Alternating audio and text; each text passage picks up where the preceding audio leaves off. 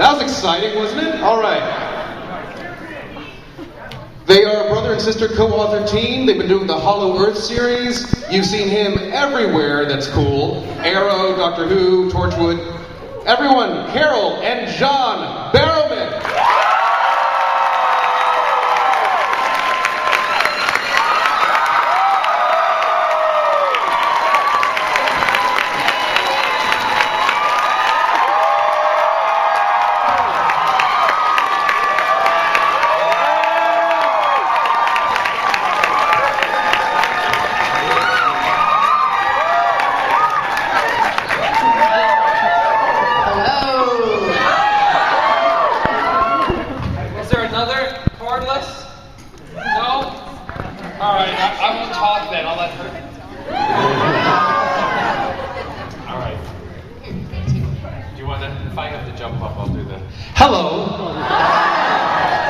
Hello, Los Angeles!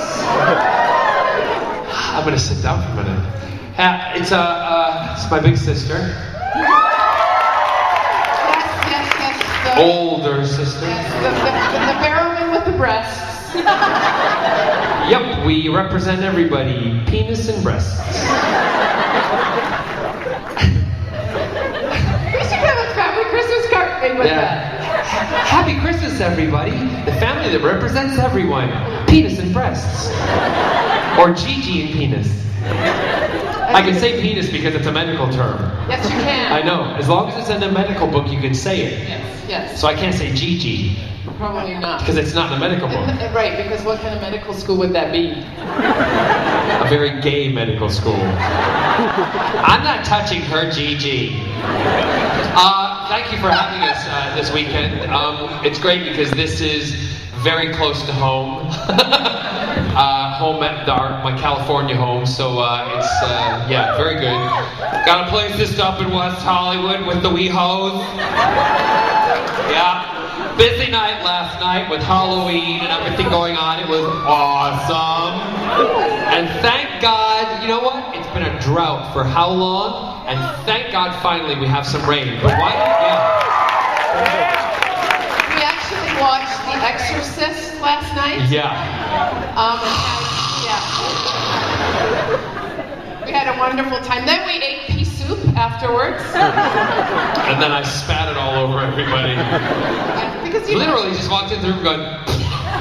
No, and then when Carole went to bed last night, I put a creepy pumpkin puppet with legs and things in her bed when she went into the bed. And all of a sudden, I'm in the bathroom brushing my teeth, and next thing she walks into the bathroom and she just did this with a pumpkin puppet. And threw it at me. I hit him. I did not miss. I'm a big sister. I've been practicing for years. Yeah. So yeah, it was great last night in West Hollywood. Carole flew in from Milwaukee, and we drove in from the airport at about 9 o'clock, and then the rain started about 9:15, just as we hit by near Santa Monica Boulevard and Fairfax, right? And as we did that, about 4 drag queens walking across the street, just drenched, and their makeup all running, and I'm like, it was like a Lady Gaga horror movie. Yeah. It was awesome. So what we normally do is just go right to you guys with questions, and we will riff off of those. We'll riff off of the questions, yeah, or riff or fart or whatever. I'm an idiot, didn't fart. So if you have questions, is this the microphone where they go up for questions? Yes. So make your way to the microphone. Yeah? Don't all go at once, because oh shit, we gotta fill an hour. Oh, you filled more than that. Yes, I have. Y'all get ready. Alrighty. So don't forget, I have a panel, is it later today? No, tomorrow. Tomorrow. So come to me if you want my panel tomorrow, because I will get naked. Are you kidding me? No way. Yes. So, as an author, what advice could you give someone who wants to be an author but doesn't think they have the confidence to be one? Oh my goodness. Best advice I can give you is to read. Read a lot. Read all the time. It doesn't have to be fiction. It could be magazines, comics, anything you can get your hands on. Read, but read like a writer. In other words, read and watch for what the writer does and how the writer plays out with language and so on. Read to friends or family. A lot of times we used to read aloud when we were kids and hear your voice aloud, and that helps with your voice with writing. And write. Just write. Why are you not confident? I had bad English teachers in high school. You had bad English teachers. Well, that's not their fault that you're not confident. They were just bad. Give me their names. Give me their names. I have an English teacher mafia that I organize. Give me their names. The confidence thing is, if you're not confident in yourself, create an alter ego that you write through. That's why I cosplay. That's why you cosplay. But your cosplaying doesn't write, does it? We also write. So that you're not helping me here. I'm trying to help the problem. And every time I'm trying to give you the positive, you're going the other direction. Story of my life. So yeah, no, confidence is just, if you're talking to someone who, is like... That's an excess of confidence, but I'm not confident at times, and I can still be, but I never let anybody else see it. And the people that make me not confident, I don't need them in my life, so just tell them to F off. But read and write. Read and write. And be confident, cosplay alter ego. Yes. Hi, my question was, how do you guys get yourself in the mindset before you actually... We get drunk. A lot. The best time to write is when you are so drunk and you're like, this is a great story. This is amazing. Did you see that character? I know! Here, record what I'm about to say. Translate it. It's the... Or should... Either that or high on sugar. Yeah. When we were working on the ideas for our first book, we tape a lot of our conversations, which seems a little weird, but we have a lot of stories. People tape themselves doing it. That's not weird. No. So us taping ourselves talking is not weird. So we were taping. We had the tape running when we were going from Cardiff to London, and we were completely like on a sugar rush. So it's like, can you imagine this character did this, and then this character did this, and then after he did this, he would do this, and then we're laughing hysterically. We get to the John's house in Cardiff, and my kids were there, and we said, you guys have got to hear this. It's hilarious, and there's great ideas. And Claire looked at us and said, we played it for the first couple of things for them, and we're going, that was so funny! I was amazing! It was hilarious! Claire then looked at us and she went, sometimes you guys aren't as funny as you think. And I was like, Christmas is going to be dry this year. There's no tree. We grew up in a family that was really big storytellers and performers, and we very social. Crazy, yeah, all of those things. And I think for us to tell stories on paper just seemed like a natural sort of extension of who we are and what we do. And this is why I love America. This is and me too. This is one of our military men. One of our heroes for hire. Yep, and he's a real hero for hire. Yeah. He's looking after me, taking care of me. Look at that. Yeah! Hey, that's what, hold on. How come when I flirted with you earlier, you didn't show me that? and in front of a couple hundred people, you're showing up. You're later. That's it. I'm seeing where your other tattoo is. And I'm going to show you my spider web because never mind.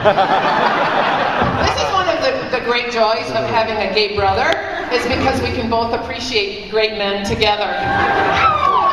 Anyway, so yeah, I don't know where were we? That's the question a lot of people always ask. What are you guys talking about? My mindset, I don't know, maybe you have to be just a little crazy to be in this world. And but also the perfect mindset for writing is to really know what you want to write about. And that's after all the craziness that happened on the sugar high and when we're drunk and all that, kidding aside, we knew that we wanted to write. The question that we asked each other is, what would your superpower be if you had an exceptional power? And both of us kind of decided we don't want to go with the obvious, flying. I said I'd love to be able to hold my breath or breathe underwater. And then we went, wait a minute, what if we could draw? Because neither of us, we both love art. Since I've been fortunate enough, because of all of you, to be able to have the life that I always dreamed about, I've started buying art and things, but not just any art, like art that deals with superheroes. This is something really weird. Yes, totally. And like a lot of Stan stuff, I have original artwork of Stan Lee. And there's one, I have a Stan Lee room, don't I? Yes, yes. And so anyway, from that, know what you want to write about and be specific about it. We decided it's going to be about drawing. So we created characters and people from that question about what would we do. And the first character we created was a guy called Zach in Hollow Earth. He happens to be a deaf young man, deaf character, and then we built it from there. So know what you want to talk about, know what you want to write about, get the idea, and then like a weed, not weed, but a weed. 420 on your own time. And it should be legal, by the way. Anyway, so I don't want Bill Maher yelling at me. No.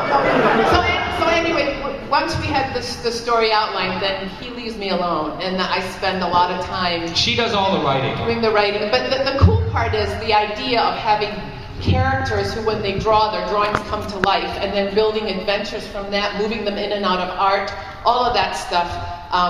Having the strength of your ideas is a big part of that. And get drunk. Great, thank you. Thanks, guys. You're welcome. Hi there. Hi. I have just a comment for you, John. You're Okay. one of my heroes. You're one of my favorite actors. I really loved you as Captain Jack. Thank you. You were awesome. And in Arrow, you were just one evil son of a bitch, but you were awesome. God. Anyway, Yep. but yeah. So I just really love you. Keep watching because I get worse. Can't wait. But Always, if you're going to be mean to somebody, do it with a smile on your face because they hate it. And in a nice suit. Yeah, and dress well. And be in the League of Shadows. But one more thing. This isn't a League of Assassins. Oh, sorry. It's all right. But Don't worry. this isn't a book question. Get it right or I'll This- kill you. Would you be quiet and let him ask his questions? I'm sorry, It's not a question. He's making comments. But Go ahead. no, this one is a question, and I know they've been asking about the books, but I have a question for you, John. What was it like to kiss David Tennant? I'm dying to know. He has bad breath, and his tongue moves way too much. It killed my dream, man. Well, for girls that's a good thing, but for us it's not. Maybe not. I have kissed David Tennant. What? Yes. And it was awesome. No, it was very good. It was Very really, soft lips. It was a lot of fun. I didn't kiss him in the show though. I think it was at a Comic-Con panel. Oh, of course, yeah. No, that was a real kiss. That wasn't like an acting kiss. That was a real kiss where proper tongue and spit were swapped. And before he was married, so he was still in that experimental stage. And it was just too much. And then Russell's looking at me like, what? And I'm like, oh, come on, Russell. We're all one big happy family here. So we just all kissed each other. Thank you very And I much. was going to say, that's the way families should be, but that's wrong.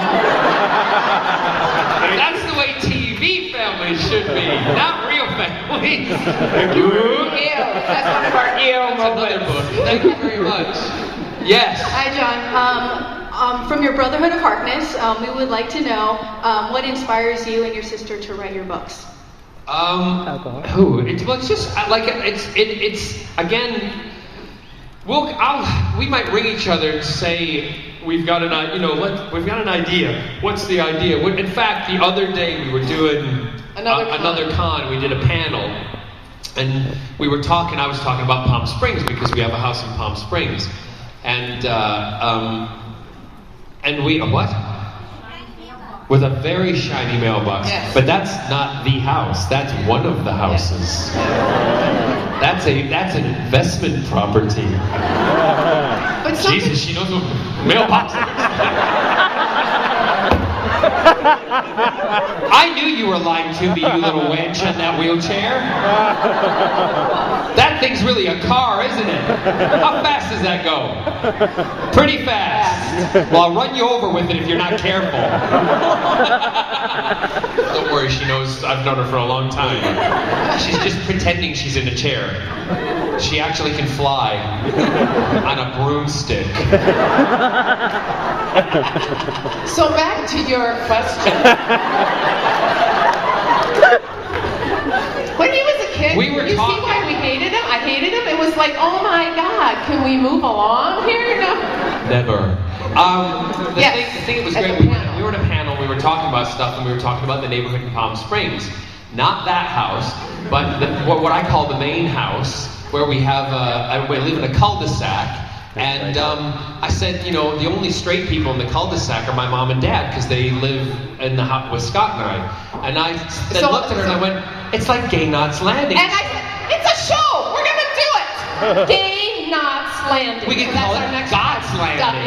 Yeah. So that's gonna be No. our next project. We thought we'd write something about a neighborhood just completely with gay men and women in the neighborhood, like in a cul-de-sac, but with an older heterosexual couple Yes. that live there.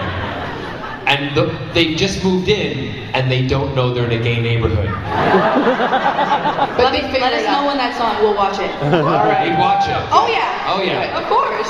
We'll just have Thank my you. mom and dad. My mom and dad knew it was a gay neighborhood, but we could have them play themselves like they don't know it's a gay Oh neighborhood. my God, like there's not enough trouble as it is. Yeah. They have. Do you know they have more parties than we ever have? Oh yeah, for sure. Still, my mom will be like, I'm like, what are you doing this weekend? She says, oh, it's wonderful. We're having all the boys around. And we're going to sit because, you know, I've bought this new outfit and I want them to see it. And your father's going to sit and he's just going to talk sports because, you know, one of them likes to play sports. Well, I tried to FaceTime them one Saturday. You notice we suddenly went into our Scottish accent. I tried to FaceTime them one Saturday, and my mum's got the phone in one hand, and I could see she's got like a drink bouncing in the other. I said, Mum, do you want to can you put your drink down to talk to me? She said, no, I'll talk to you later. I'm drinking.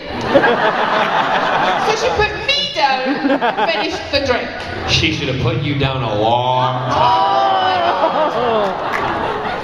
I'm offended. I'm offended deeply. I'm deeply offended. Anyway, All right. thank you, Brotherhood of I don't know if we answered your question. Brotherhood of Harkness, sorry. Yes. Well, you know. Same thing. And Yanto Bear loves you, of course. Thank you very much.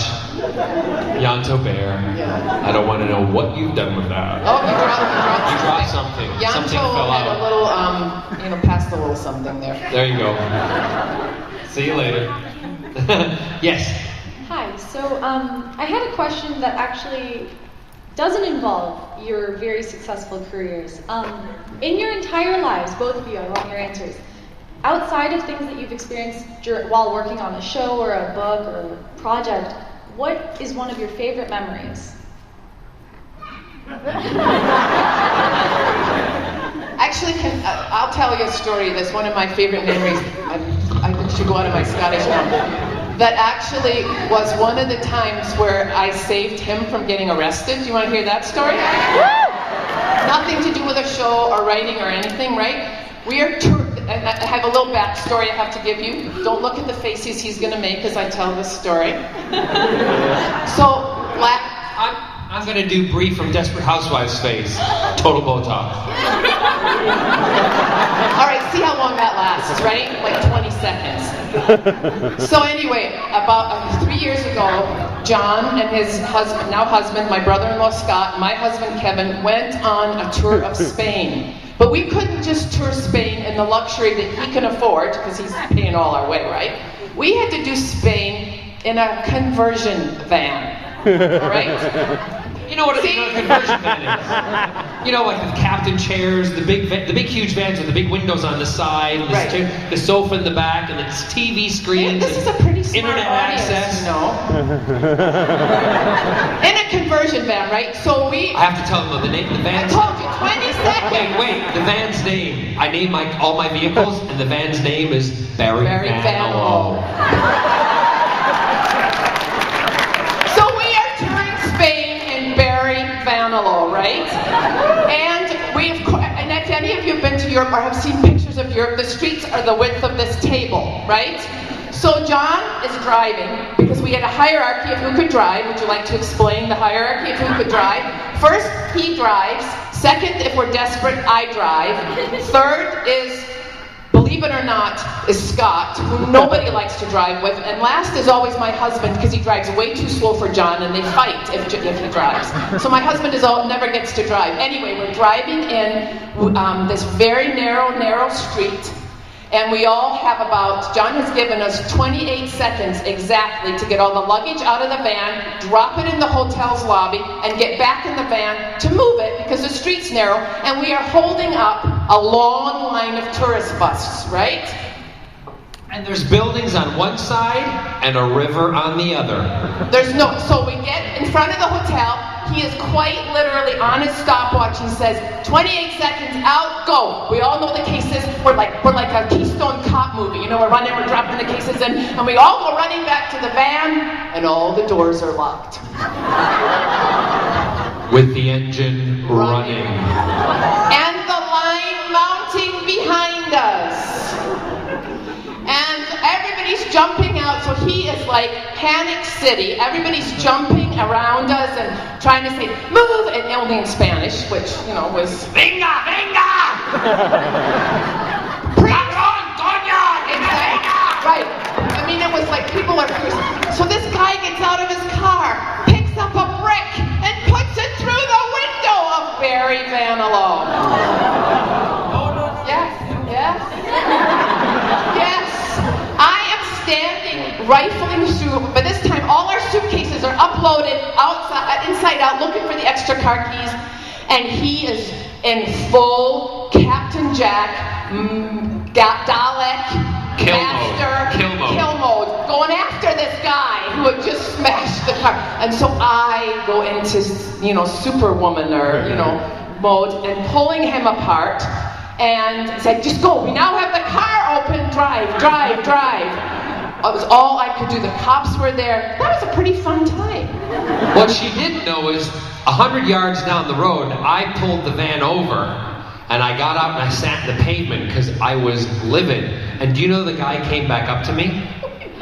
The guy walked back up to me, and I'm sitting on the edge of covered in bits of glass. Covered in glass. Barry van was smashed. It's an American Chevrolet conversion van in Spain. Where do you get a frickin' window, right? So we're stuck. We've got an 8-hour drive to get down to. I think we were going down to Valencia at that point. So I'm sitting on the curb, and the guy comes walking up to me, screaming in Spanish. Now I can understand when someone's shouting at me when you're either telling me to do things to you because my first boyfriend was Spanish. That I understand, or when you're yelling naughty things at me, I can understand it. And this guy's screaming at me naughty, and it's the guy who's put the brick through my window, and I just stood up, and I apologize. I have to swear here because you'll understand what it means. I went, are you fucking kidding me? You are going to come towards me after putting a brick through it? Do you realize who's got the brick now? And he went, Senor. I said, oh, now it's Senor.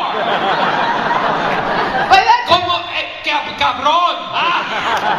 By this time I was too exhausted to care. And I'm looking at him, the guys, he's going, sorry, I'm so sorry. I said, yeah, sorry now. When you're eating this brick, you won't be so sorry. Remember, the funniest thing was, he's sitting there, the guy moves off, and Scott is dragging his half-open suitcase down the road.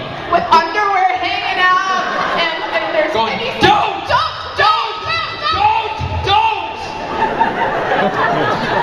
You should travel with the Barrowmans. I'll take you up on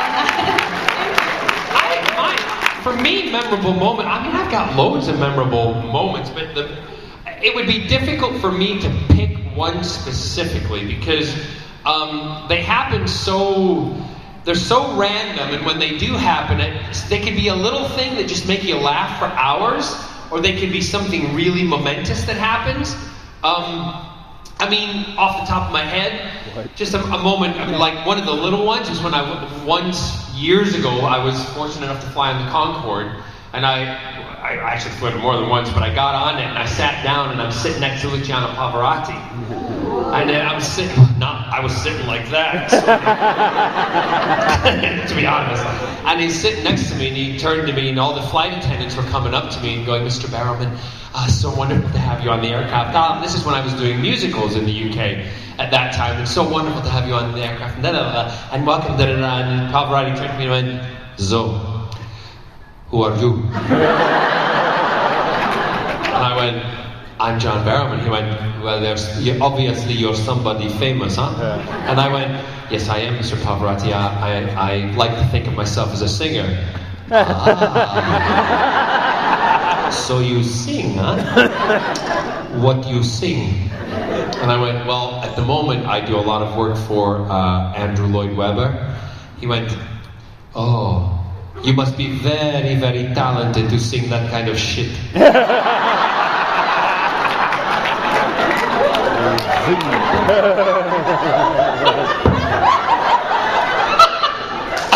I didn't know what to say. I just went, So, you know, who knew? He might have been joking with me, but I don't think Andrew was shit. But anyway, that was one of those moments, and I just thought, how many people can say they're on Concorde sitting next to Luciano Pavarotti and he's dissing Andrew Lloyd Webber? Awesome. Yep. Yes. Hello. So, you don't have any directing credits under your belt? Are you kidding? He directs us all the frickin' time! I actually do. You do? Just not on television. I co-direct the pantomime that I do every Christmas, which is the big Christmas show that I go back to Glasgow to do. And we do in a big theater that seats 3,000 people twice a day. So I do 6,000 people a day for 5 weeks. Who can say that? Yeah, anyway. If you could direct your big budget musical, what would it be? I don't know, because it's that's one of those hypothetical questions that the big budget musical has. I would rather be in it than direct it. Honestly, I enjoy doing my directing stuff, but I would love to direct some episodes of TV. In fact, you know, maybe one day season 5 of Arrow, I might get a chance. Musical episode? Sorry? Musical episode? No, I don't think. One thing that Steven always says, he's going, "Barrowman, I'm not singing." So, yeah, no, I don't think that would happen. I did say to the Supernatural guys that for their, what was it, the 200th episode of the musical, I said, "You've got to have me in it." Just because I have to be there. But tell him what you wanted to be in. I want to play gay Jesus. Let's have God come back. God, sorry, not Jesus. God comes back, because he hasn't been around for a while. Take the form. Yeah, and take the form, and then be a gay God. Be gay God. Who sings every line. Yeah, and that would just freak out the southern part of America. Can you do your impression of gay Jesus? Sorry? Can you do an impression of gay Jesus? No. I don't know. I can't do that off the top of my head. No, because that would be total. I would not live that down. That would be on the internet so quick. My mother would be on the phone and she'd be like, What? "Carole, What did you're you do?" supposed to watch him."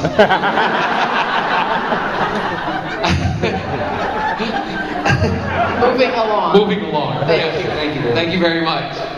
Yes. Hello. Hi. Since I know that you're a fan of Stanley, I was wondering, who's your favorite superhero? Just of Stans? Okay, so we don't have to. We're just doing Marvel.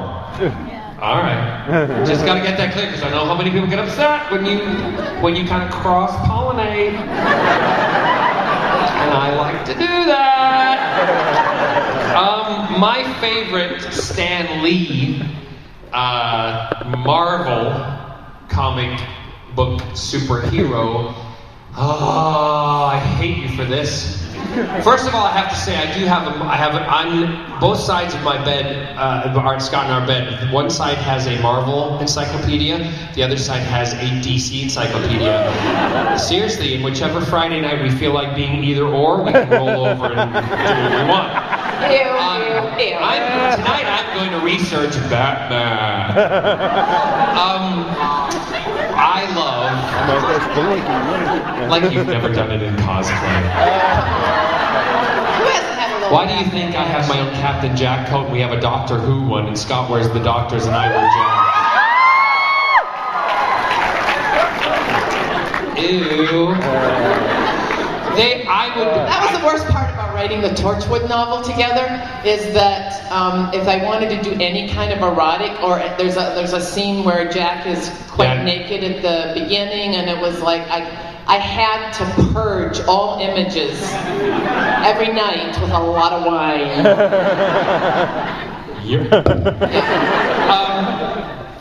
I'm torn here. Well, would you hurry up and decide? No, I'm just building up the suspense because I got to explain myself. Like for instance, in my Stan Lee room, there are 3 of Stan's superheroes in there. And so I got to tell you all 3, okay?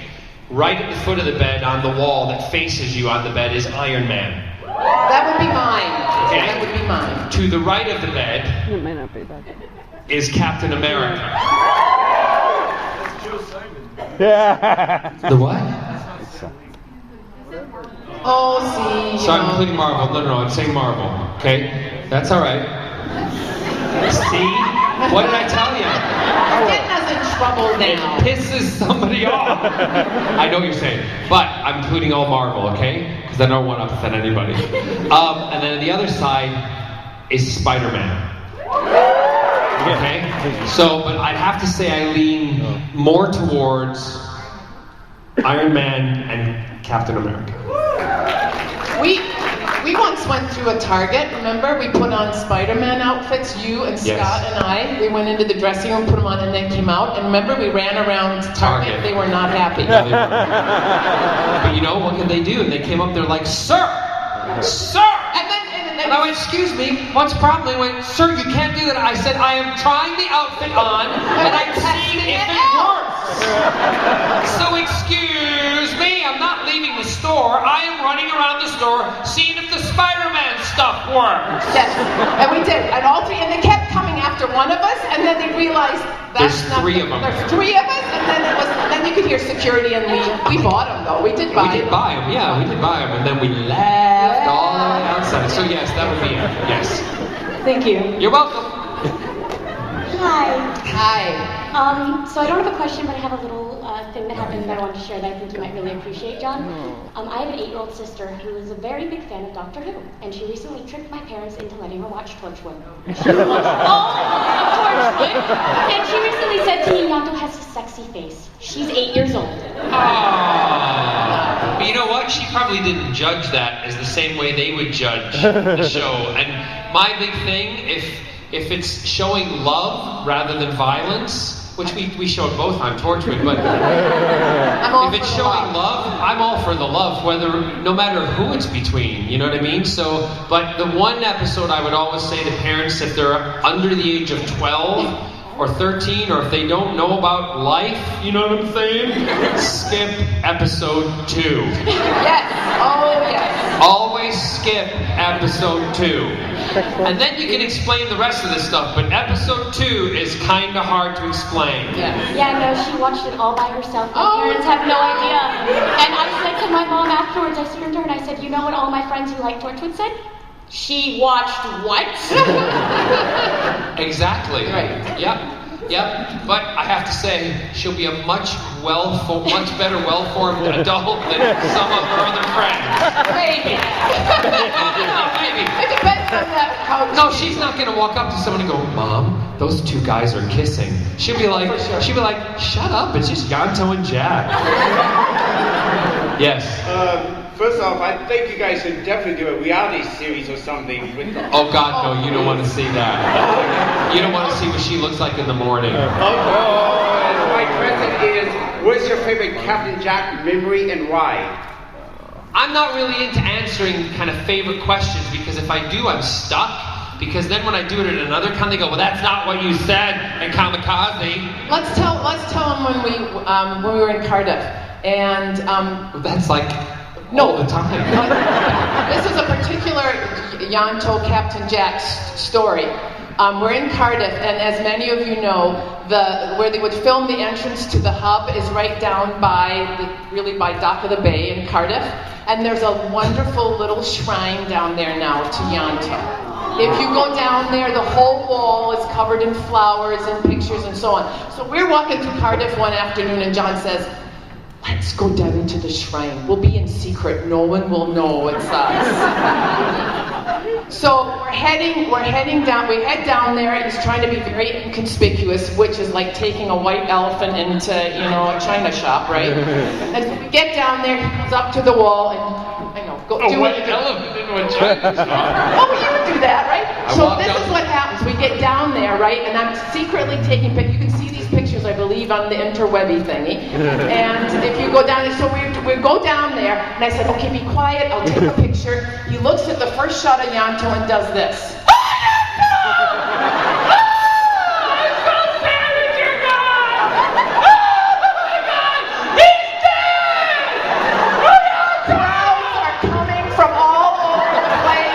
It took us 3 hours to get out of there. I'm telling you. They gave us a 5-minute. Well, I want the show back as much as y'all do, so I figured I'd draw a crowd. They gave us a 5-minute warning. They did? Yeah, some guy with a big lollipop. Where was the guy? Where's the lollipop man? There he is. Hey! 5 minutes. We could get 10, actually. Okay. We started late.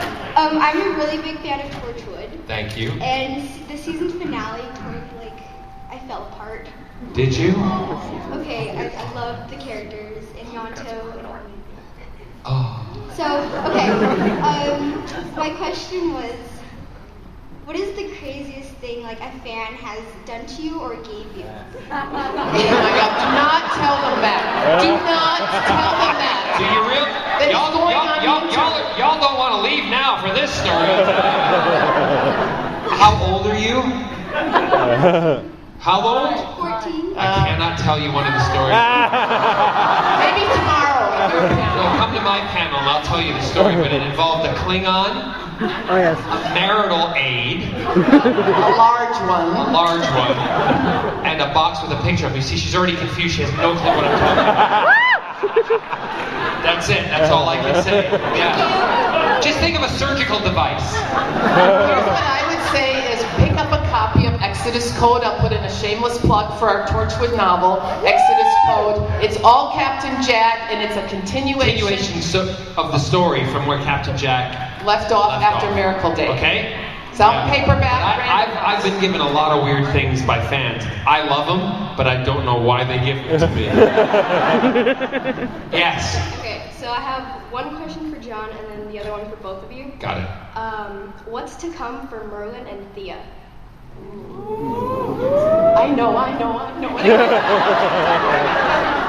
am not telling you. And you have to, seriously, continue to watch because it just gets... It becomes, I've always said before, it's the most dysfunctional father-daughter relationship. But this whole thing, how many saw the last episode? Spoiler alert, so hold your ears, okay? From the last episode, if you haven't seen it. Seriously, plug your ears, or you not what we say. Seriously, the ones with your ears in, go la la la la la, go. What I find freaky, even as the viewer now, and also in it, Oliver protecting Merlin. Oh yeah. Because of Thea, right? And the whole thing, all I'll say is because I don't want the people who've got their ears protected. So when Malcolm then makes these decisions in the future, is he making them because he's really being honest and being straightforward with them, or is he manipulating? That's all I'm going to say. I won't tell you that, for a little bit of cash and some wine, I'm happy to tell you. Next question. But honestly, I'm not saying it just because I'm in it, but you gotta watch it. It's gonna get freaking awesome. I'll say we only do have the 5-minute warning. Yeah. What's your favorite DC character? Sit down. He's gonna shout out again. That's not correct. We love all superheroes. No, from all DC. worlds. DC. Well, not all. Put it this way, DC. Well, obviously I have to say Merlin because I just love him. He's obscure. I like a little bit more obscure characters, and all I'll say is Carole and I are looking at something right now. That's it. To do something with a couple of DC characters that sort of fell away in the 40s, and we discovered them, and with our friends, we found them in a little corner of a book, and I'm like, oh my god, they look awesome. With our friend, any of you know Tommy Lee Edwards, who does tons of work, awesome artist and illustrator, and he's going to work with us on this project. So yeah, but everybody's gotta love Batman. I love Batman Robin. Although I don't like the TV show, Constantine's a good character. Yeah. I'm just being honest. I don't think they've done justice. Sorry. 2 episodes. Sorry. That's it. Flash, I love. It's awesome. The production values of that and Constantine should be more weird. Yeah, he should be more angsty and more weird, and he should have cigarettes. Yeah. He should be Constantine, not a network watered down version. Yeah. Sorry. All right. So one quick last question, then we gotta go. Yes. Yes. Oh my God. As an actor, what's your favorite kind of character to play? I don't answer favorites because my job is to play different characters, and I enjoy being bad guys, good guys, dads, heroes. I've done the ingenue, the handsome guy. I love it. I just love everything that I do. Before we go, just to say thank you very much to everybody because you guys have made our lives exceptional, and thank you. Thank you for coming.